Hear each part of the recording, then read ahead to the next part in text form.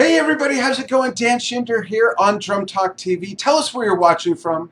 I hope you're all well. I hope you're doing well. No matter what the weather's like, wherever you are in the world, I hope you're making it beautiful. You probably are. I'm coming to you from Globe, Arizona, 100 miles east of Phoenix up in the mountains. And I'm very excited to have again on the show Doane Perry coming to us from Los Angeles. Doane, welcome again. Hello, thank you. Nice to be back. Awesome. How is it in LA? It's all right. I'm also in the mountains, in the Santa Monica Mountains, and the hills of Woodland Hills. And Yeah, where I went to high school. Doane is like right down the street from where I went to high school. Yeah, it's love for me. It's being from New York City. This is like being so unbelievably rural, and it's nice, very quiet. Lots of trees, and as the name might suggest, a lot of wooded areas here. Beautiful. That's awesome. There's so much to talk about. We're going to see what we could squeeze into an hour. I think where I'd love to start, and folks, we're going to play some awesome clips of Doane playing with Jethro Tull, two very special clips. But first, can you talk yet about the new project you mentioned to me with Rush famed producer Terry Brown? Right. Okay. Well, I finished a track for an artist that he is producing named Chris Heron, a very talented guitarist and songwriter from a group called, those in the progressive community might be aware of a group called Tiles. Oh, yeah. And Chris is the guitarist, and I think one of the principal writers in that. This is a project of his that Terry is producing, and it's been really a delight working with them. A very fun, challenging piece of music, and it's for a solo album for Chris, and it's to benefit the Alzheimer's Foundation because he got in touch with me and had wanted to work with me and started telling me about this. He didn't realize that my own father had passed away from Alzheimer's. So I had a, in a way, a vested interest in working on this. So I really thought of my father a lot because, he was so encouraging. Right.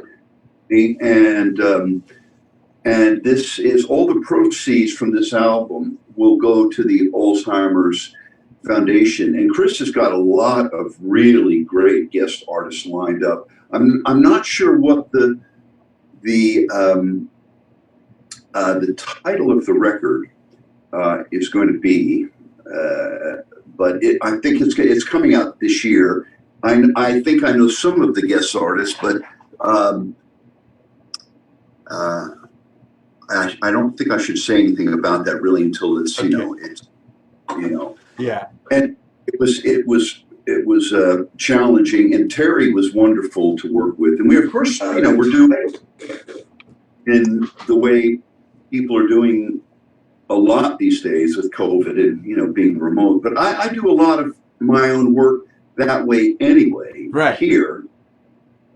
So it hasn't changed my workflow tremendously. They sent me the files, and I sent them to Chris and to Terry, and they had comments, and we went kind of back and forth. And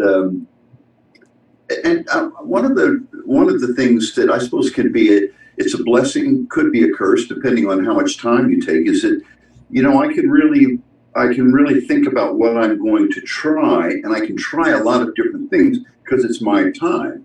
If I'm going into a studio, a 3 or 6 hour session book, you've got to go in there and you have to, you've got to be able to read and be, quick with coming up with parts. So I never have any problem with finding parts. It's really parsing it down to the right ones, Yeah, and it's a lot less pressure without that time pressure of a booked studio. You get in at a certain time, you got to be out by a certain time. Yeah, but there's a different kind of pressure that exists, which is now, I do a lot of composition these days. So if I'm writing something, you're writing it first, then you're playing it, right. You're producing it, and you're engineering it. So you're doing 4 different things. And sometimes the producer part of you has got to take the player part of you. No, that's good enough. You've got, Right. some good, let's try that. And then I'll walk away a little bit and I'll have a number of different options. Yeah. And sometimes I'll send them off for evaluation to see what works for them. And sometimes I kind of intuitively know this is going to work. And that's the one I want to give them. And I think that'll work better than this one. So I have to, I'm trying to use my own, good judgment about that to not, overload them with so much material. Right. But I kind of enjoy that these days because it gives me time to really think about my sound. And I also played drum set, actually, I think sort of 1.5 drum sets. I played a lot of different hand percussion. I played a taiko part. Oh, wow. And what was the other sort of major part? It was there was a whole nother set of instruments that I did on that one. There was an orchestral one where I did that. I'm playing, mallets and orchestra bells and drums and percussion. Right. And, for me, this is really a good time. If you're working at home and you don't mind doing all the engineering, I've always kind of been interested in that, always looking over the engineer's shoulders, asking questions. I used to keep a notebook, when I was doing lots of sessions, and I had every single mic that I used on every drum, Wow. and I rated them. And then I said, oh, this one's always coming up in the kick drum or the snares or whatever. And I would try not to get in the way with engineers, but I asked a lot of questions because I wanted to know how to do that, even though I never really thought I'd be doing it in this kind of situation. Right. It's interesting how that worked out for you. Yeah, that's been okay. So in this respect, the doing it in these remote COVID times hasn't been a huge change to my workflow. There's times where, up to a year ago, I was still going to studios and doing things for people. But, just as much I'll do them here. People send me things from all over the world, and it doesn't really matter now where they are, where I am. Yeah. I can do that. And that's cool. It is. It's good. And also it's giving me a latitude with my own stuff that I can realize it and really have a very full picture of what I want, maybe before I give it to anybody else. Right. What could you, since you brought it up, and it's such a great topic, and a lot of drummers don't know because they're not engineers. And I know that there's a lot of answers for this question I'm going to ask you based on people's budgets, but budgets aside, if that didn't matter, what is your go-to mic for bass, snare, and overheads for recording situation? Well, I've got, I'm really bad with I've got them all right there behind me. I've got some, I think the overheads are the ones I use on stage, the Shures, that they really are great in capturing, just the cymbals and the whole kit. Mm-hmm. On the generally top and bottom of the snares are 57s. I have SM98s on the toms, D112s on the bass drum, and sometimes I think it was an SM91, the flat one. Yeah. And, people that I'm very impressed when they can rattle off like every single model. I go, yeah, that's the one that's sort of the rectangle. Right. I'm like that too. I don't remember that stuff. My dad told me you don't need to remember anything other than where the information is, and that's good enough for me too. Well, I've got a cabinet full of different mics, and I've tried a lot of different ones. But since it's been, I still have the book with all of the some mics that aren't even used anymore. Because this goes back to the 70s and in the 80s. A lot of this stuff you still see around. Right. But then there's things you can do with plugins as well. After you get, what I'll try to do, I'll try to make this room deliberately neutral, so it's not too colored by waves or that kind of thing. It's not too dry and it's not too live. And that way, if I get a good signal on the input, then then I can process it. I can EQ it. I can make it sound like I'm in Madison Square Garden or in a little drum booth. That's cool. And I've got all my electronic stuff, and I do a lot of hybrid stuff, with my Rolands and my drum cats and my mallet cats, and I've got like a whole, you can't see it, in Pansonics. I mean, I've got a huge amount of electronic stuff that also is, how I'll get parts in, and I really like that because it opens up a lot of sonic possibilities that wouldn't be possible on a traditional drum set. So I'll mix those in, and playing keyboards. It's made me very aware of keyboard players. We talked about this a little bit last time. Yeah. Sounds. I'm not hung up at all about being it's got to be this pure sound or that. I mean, because I use I've triggered things in the past with all kinds of stuff, and then with the electronic stuff.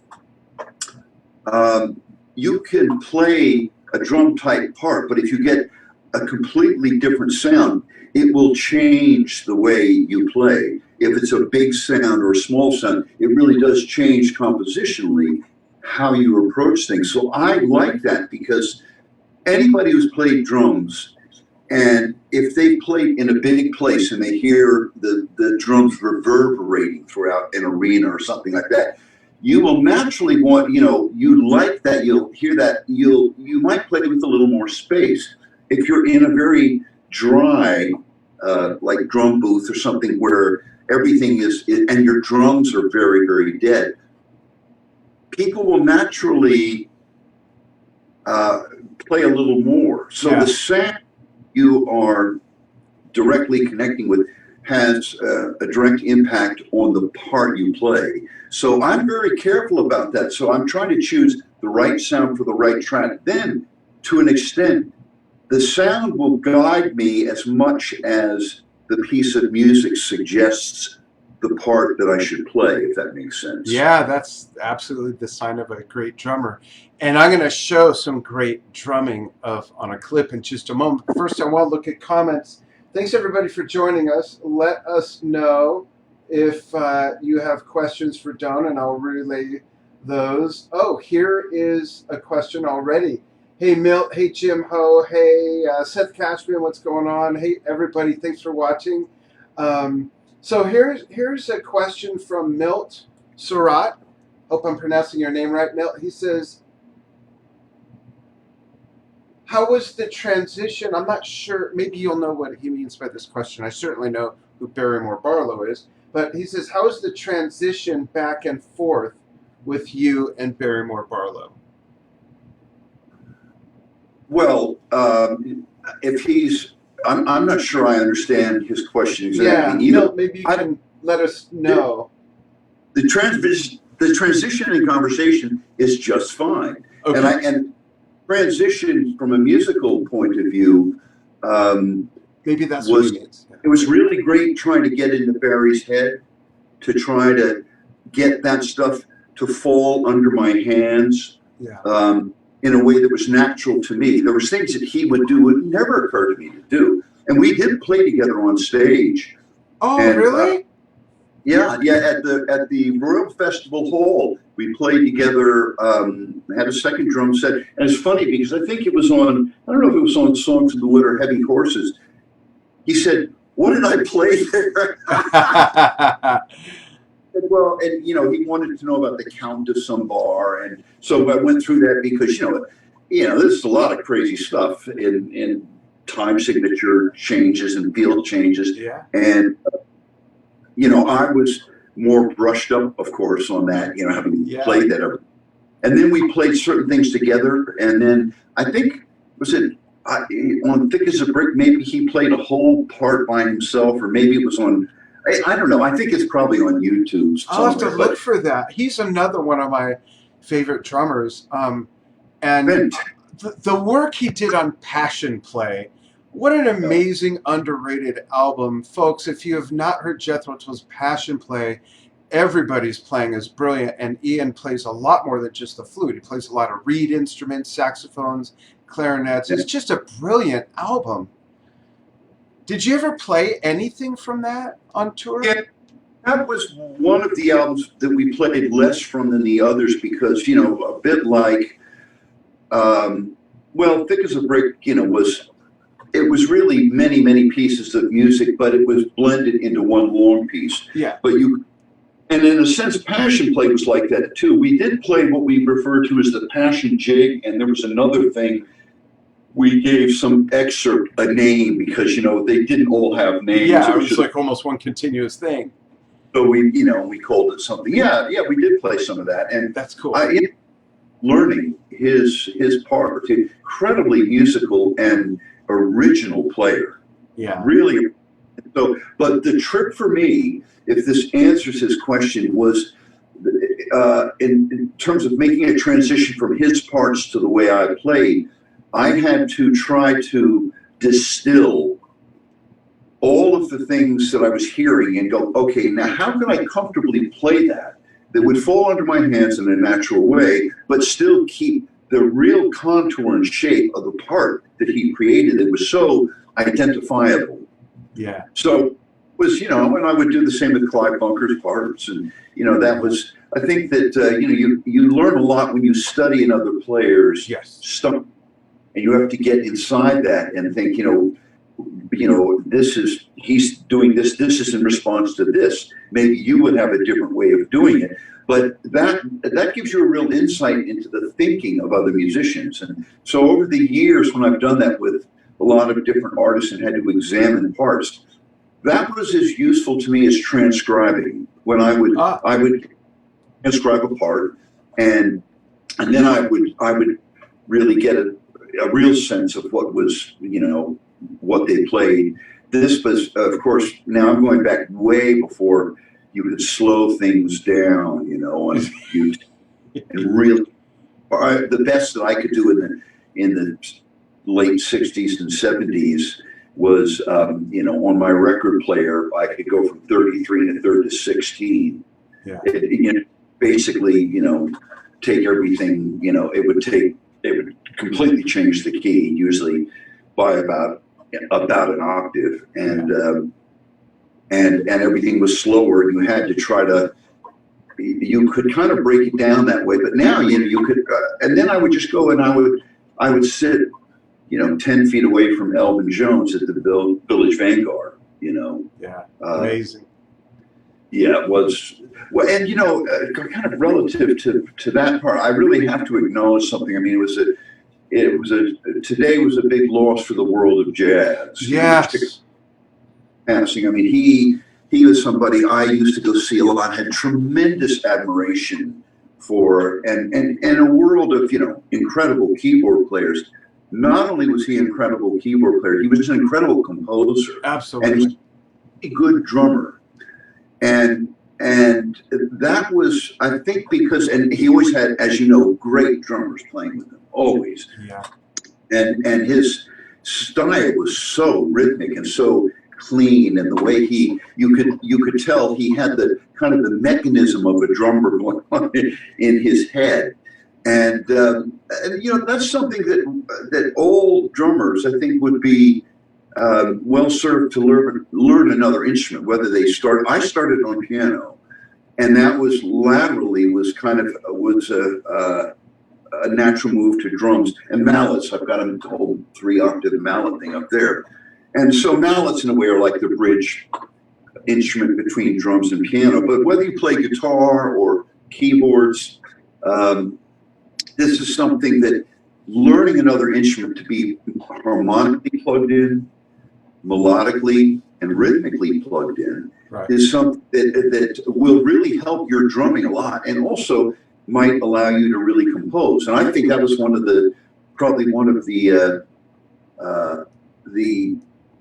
important elements in forming Chick Corea's sound. Was, I think he started as a drummer. I could be wrong about that, but you know, I used to just go. I loved, you know, that kind of you know, they called it fusion music back then. Now it might be called contemporary jazz or whatever. But he was really always on the front edge of things, like blending, you know, all kinds of like Latin stuff and jazz and Western classical.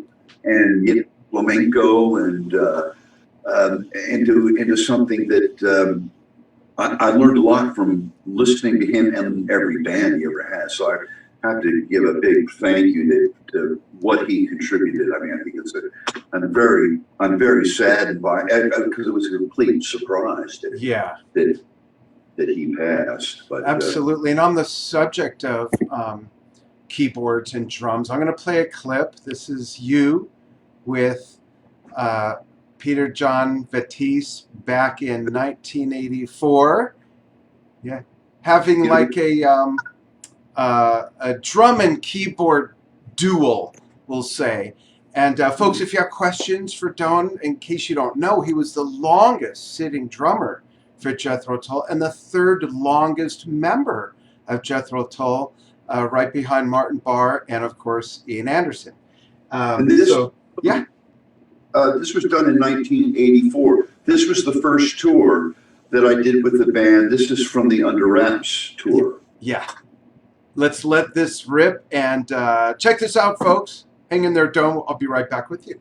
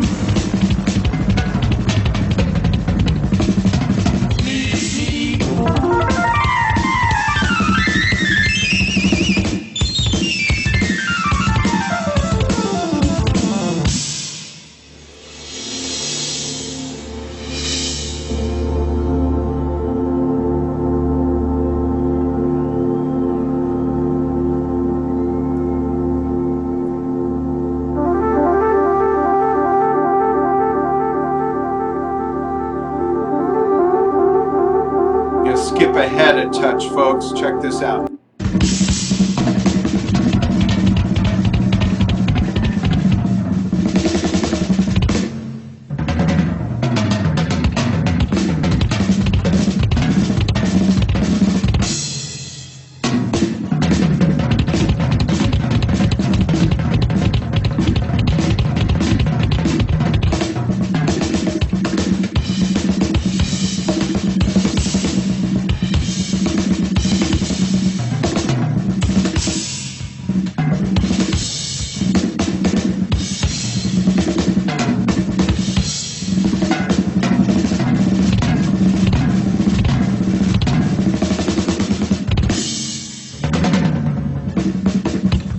All right, folks, so there's your teaser because we posted that earlier today. So you can find the whole thing on the Drum Talk TV timeline. Not now. Wait till after we're done with the interview.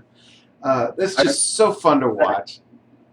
And I think that piece itself was maybe close to 10 minutes because there's a lot of back and forth, and then we each take a turn doing stuff. And yeah. Of course, look at myself. I feel like I'm very young then, and I go, God, I would do all that so differently today. Yeah. Of your audience, may not have even been born when we did that, because it was a long time ago. But it feels like it just happened. You know, I mean, I remember it so well and so vividly, and that was the very beginning of the American tour. And that piece, it actually, by the time we got to Australia, that thing had gotten.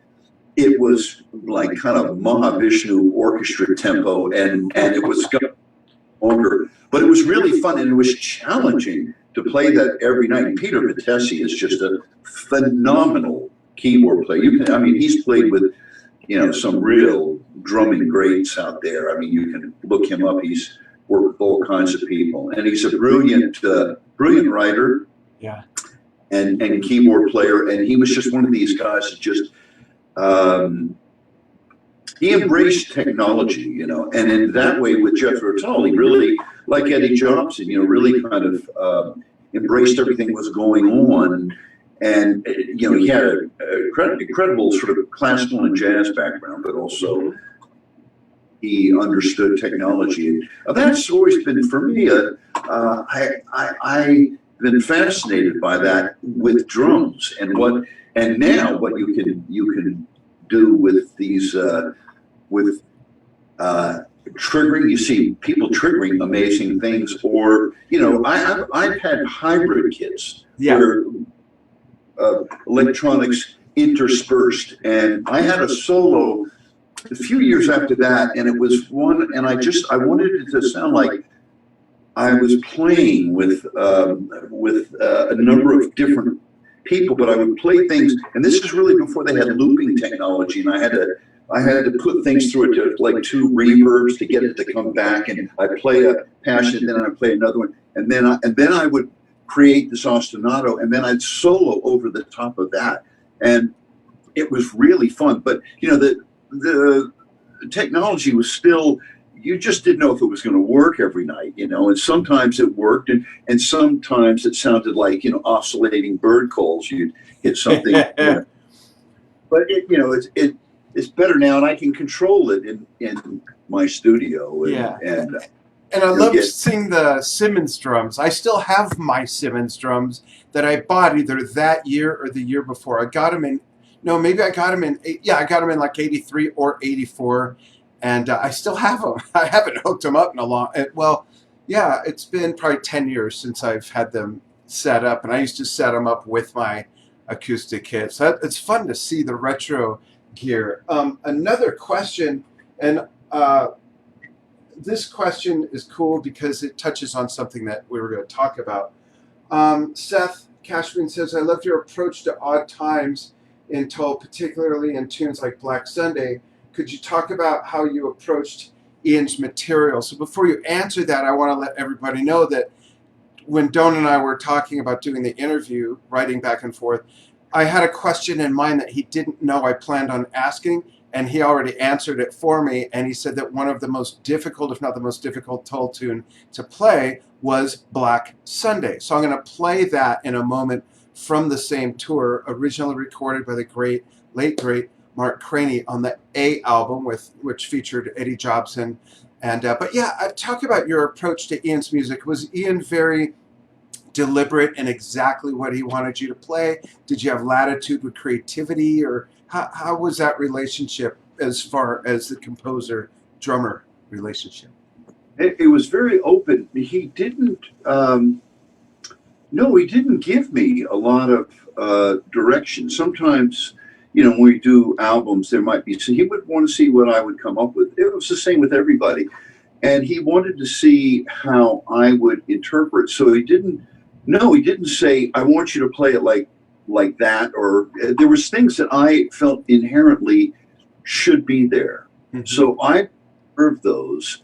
And if there was something that needed, you know, addition or subtraction, maybe I'd figure that out, or maybe he would say something. But generally, I was really left to my own devices. And I think that I remember, and this is probably worth mentioning for anybody who does auditions, you know, when I went over for the audition, you know, it seemed like quite a long shot. You know, I had been doing quite a lot of stuff in Los Angeles and New York, and I was working a lot. But suddenly to go from that kind of thing into a band, and a band like that, which was such challenging material, I remember thinking it would be better to get or lose the gig based on my ability to interpret the music in my own way. I'd rather play it the way I felt it should be played, as opposed to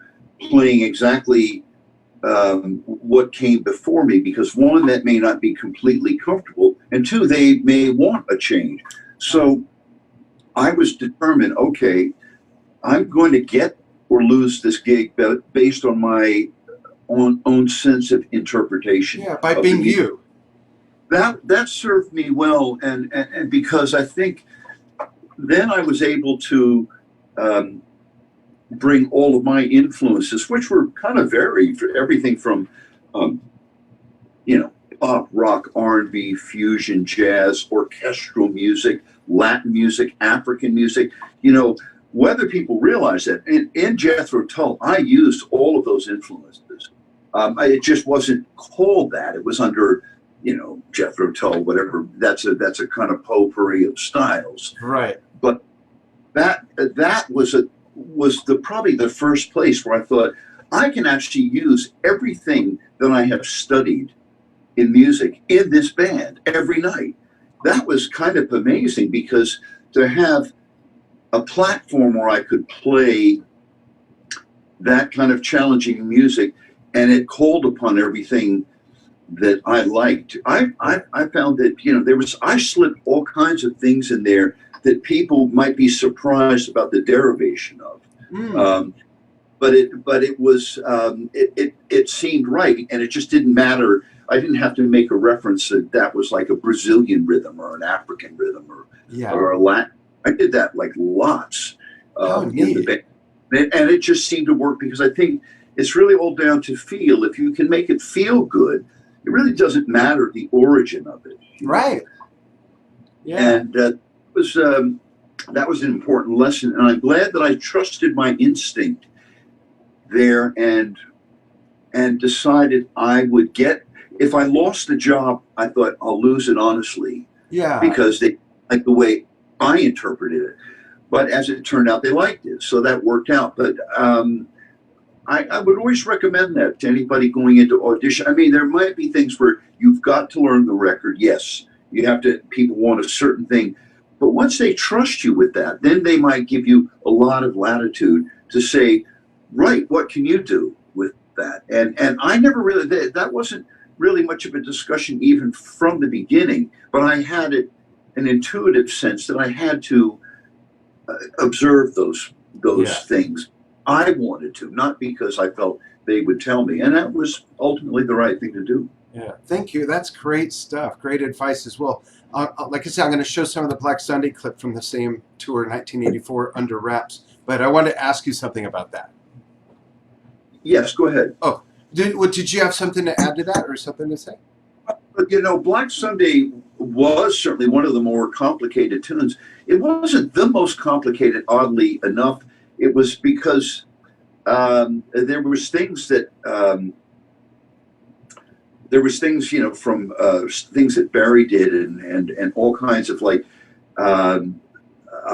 phrasing. The band would just they would learn phrases, and this is another interesting thing that does relate to your question in terms of learning the material. Like learning difficult stuff, people would say, "How did you learn it?" And there were two ways. Sometimes I would transcribe it, and in my drum video that I did in like 1990, and I think there was a version of Black Sunday on there, and I actually did the transcription for it. That was I was aware of what obviously the bars were, but when I would play complex material, particularly when with these long pieces, and the band never really wrote things out. And I could write things out, so I could write down and read it back and remember what I did, and that was really helpful. But I found that if I could sing everything, if I could sing the top line, it didn't matter. I wasn't necessarily always having to count seven or nines or fives or threes or whatever. And I'd reverse engineer myself back into that. And then I go, okay, that was this, this phrase is this long. But I remember even in Black Sunday when we were practicing that, there was some discussion. They had never really discussed, is this a bar of 7/8 followed by 9/8, and then I think Ian said no, it's a bar of 4/4 with an upbeat on 4, and so it sounds like the next bar would be 9, but it sounds like it's a new downbeat. And I realized that they all were counting things slightly differently. Now, except that I thought the easiest way for me to learn complex music, and it's not written out, is to be able to sing everything. You know what? I agree 1,000%. And since I was a little kid, that's how I learned music. I mean, I was able to read and everything. My reading's so rusty now because I just don't use it. I haven't needed it. But not just the lyrics, but I can sing the melodies of every instrument on every song that I play. And I play a lot of fun, crazy, progressive stuff. Jethro Tull, a lot of Yes, ELP, Rush, Genesis. And when you learn that it's just like a road map, if you know where that curve is coming before you get there, and you don't know that unless you know where you are right now, and learning the notes of every instrument of that song will help you know where you are and where it's going. And then it almost doesn't matter if you know the counting or not. You just know how to play and how it goes. That's right. No, that absolutely, the intuitive part is so important. And because there's players that you could put a chart in front of, and if you close the book, they would stop playing. They wouldn't know what to play. Right. So you really have to, got to be, having reading skills, certainly if you're doing freelance stuff is important, but listening skills and being able to absorb and remember a lot of music. Yeah. And that is just, people go, well, they can sing a song. So you go, okay, you can sing that song from beginning to end. So you know what's going to happen in that 3.5 or 4 minutes, and how does that get ingrained in your brain? It's the same mechanism.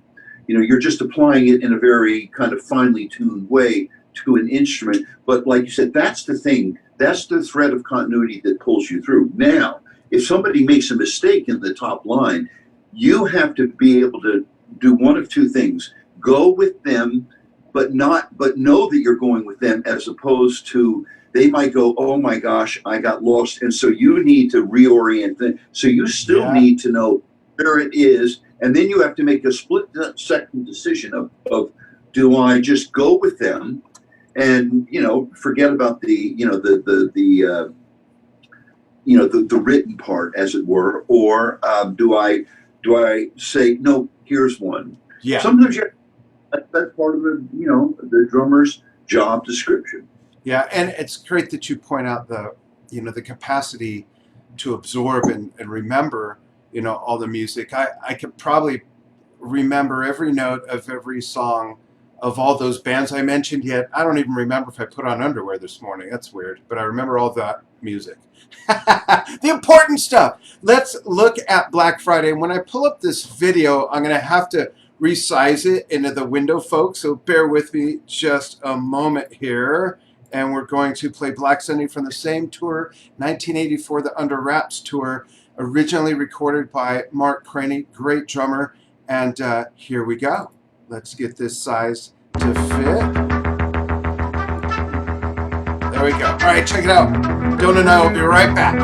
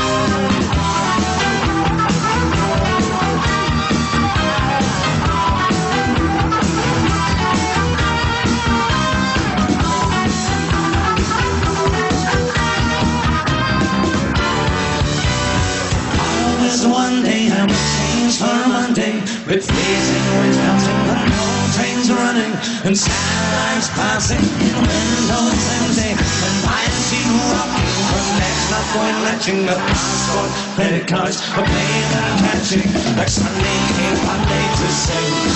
The taxi that chased me will be moving so quickly, a suitcase is simply too full for the closing, the pants, shirts and kisses, all packed in a hurry, goodbyes and paper bags, and random the sign of their breakfast, they wouldn't mind my hand, and Sunday came Monday too soon. And there's your teaser, folks. You can watch the rest of it on the Drum Talk TV Facebook timeline. We posted that as a promo for this interview as well. It's a great example of musical badassery when everyone is just so on point together. That song shreds. I just love it. Just love that. That was really fun to play that every night. And that was one, in fact, at the audition, when I played all the things that they asked me to prepare, and they said, well, is there anything you want to do? Well, they said, first of all, okay, after we got through that, they said, can you solo? So I did a solo over something, can't remember. And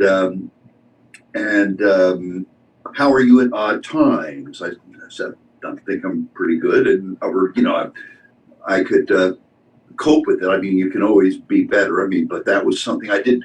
I wasn't at all uncomfortable playing in unusual time signatures. Right. And then, anything you want to play? And I said, yeah, I'd love to play Black Sunday. And they said, you know that? And I said, yeah. And did they? So, what's that? Did they know it? Did they have to discuss, or how did that go?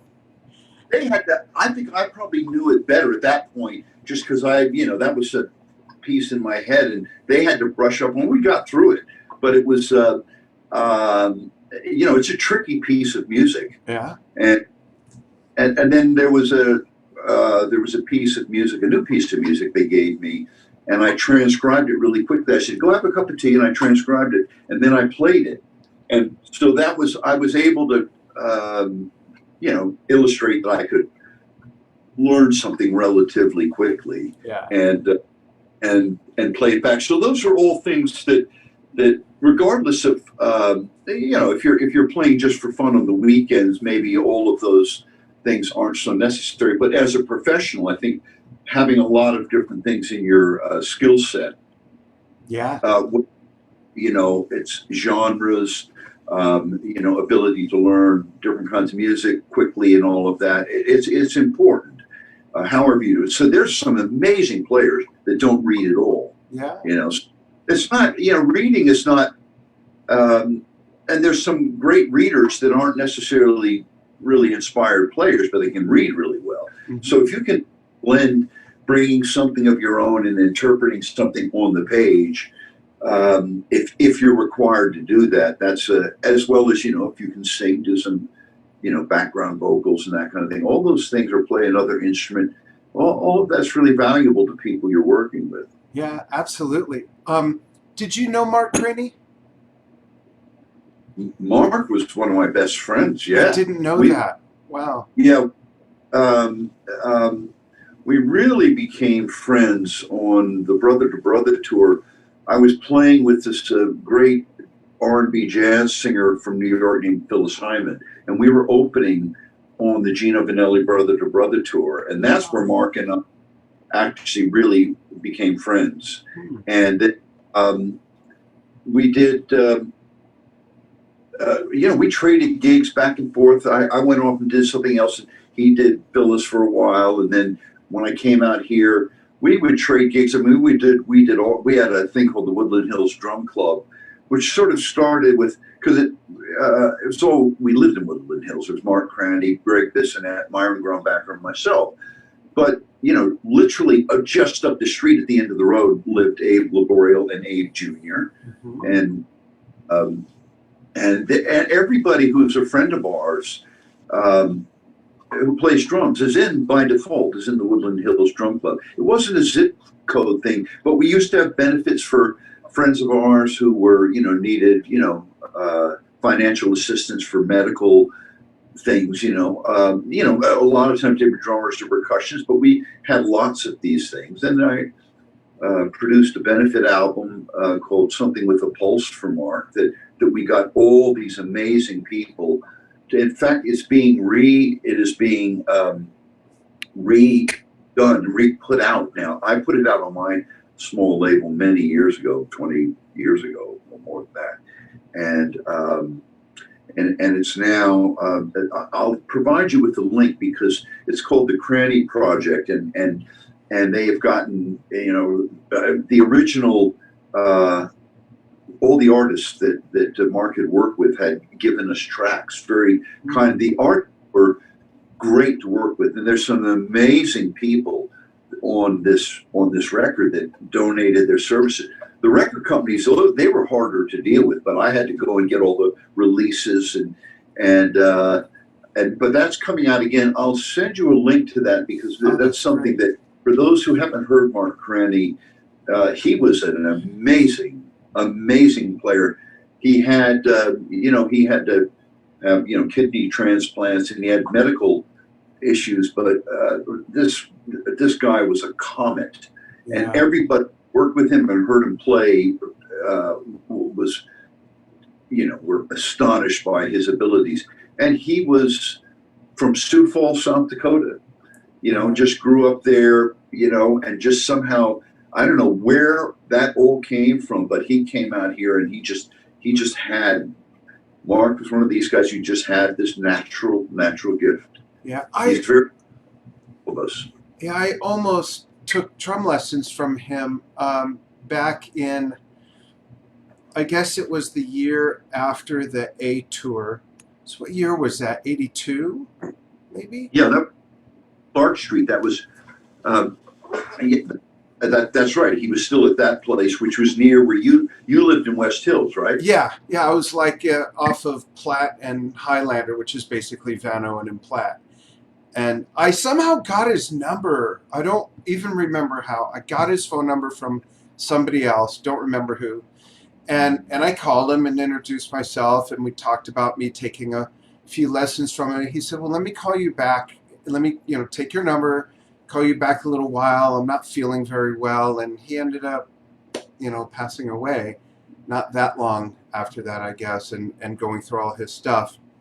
But I don't even remember how I got connected with him, but just talking to him was inspiring. He was just such a sweet man, Wonderful person. He was a very spiritual guy, and a lot of our connection sort of went considerably beyond the drums, because we always had a lot of things to talk about that were, maybe more esoteric. Yeah. And that was as much the friendship as the playing. The friendship came about because of the playing, but we became incredibly good friends.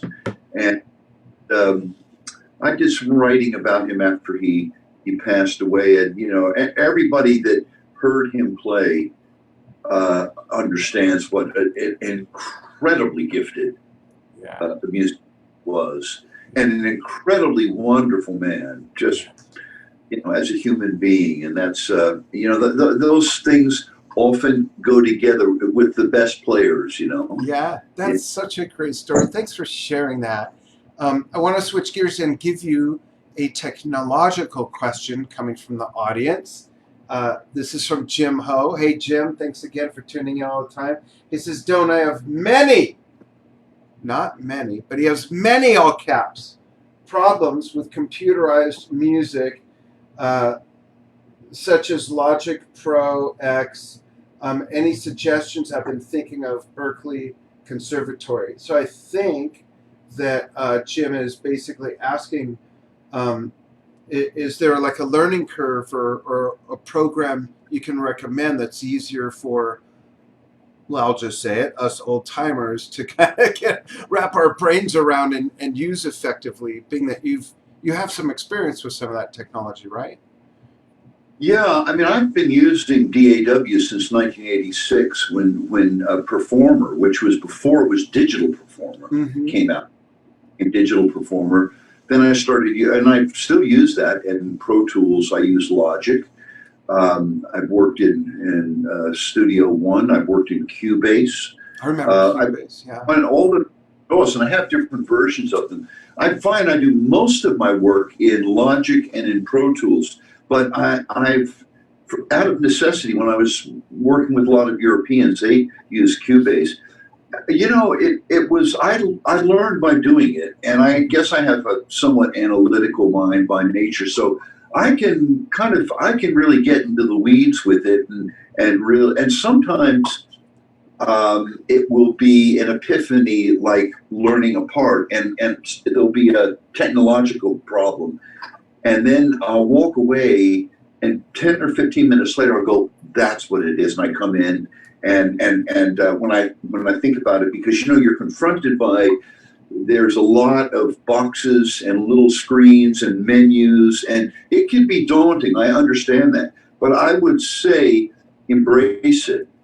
You know, when the first Lindrum came along, and the Simmons, and you know, the Oberheim. I mean, I bought all that stuff because I wanted to. I wanted to learn that, and I think that if as a drummer, if he's also a drummer, the world of electronic percussion also opens up things that people have this.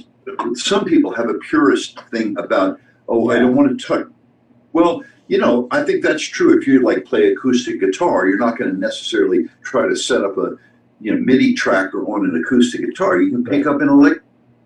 You know, you play keyboards. There's lots of different sounds, and this is something that with drums that you'll find that with Logic, there's lots of great internal programs that are actually fairly simple to use, and there are a ton of tutorials on YouTube. And I find sometimes, you know, if I get stuck with something that's really a very specific problem, I will go onto YouTube and I'll put it in there, and there'll be like 40 videos on that one issue. Yeah. So Google and YouTube are your friends, and you solve a lot of those kind of technological problems that way.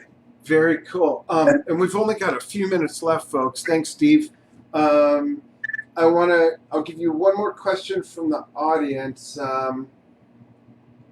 Well, here's another one from Jim Ho. This is a good question because my wife, you know, Enja, my wife as an artist and seamstress will say, you're never too old to start doing anything. You're never too old to be inspired, and you're never too old to inspire people. So Jim's question is kind of related to that.